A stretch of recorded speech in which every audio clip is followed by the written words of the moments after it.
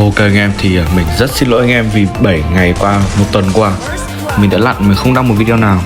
Nhưng mà bây giờ thì mình đã ngoi lên và mình đăng được một cái video. Và không biết là ngày mai có đăng video không, nhưng mà mình sẽ cố gắng nhá. Nếu mà mình sắp xếp được thời gian mình sẽ làm một cái video, chắc content vẫn thế thôi, solo linh tinh xong rồi đăng cho anh em xem.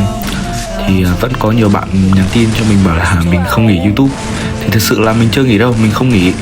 Và mình chỉ là tần suất mình làm YouTube ấy, nó giảm lại đi, nó giảm đi thôi. Tại vì là bây giờ anh em ủng hộ mình ít quá. Anh em mua DPI, anh em view của mình nó ít, do là content của mình không chất lượng. Cái này thì lỗi của mình. Rồi, và nếu không có nhu cầu về DPI hoặc là Zen Flash PC thì em có thể liên hệ với Facebook của mình ở mô tả đây nhá. Khi mình em mua DPI của mình ấy thì em có thể bán hay được như mình ở trong video này nhá.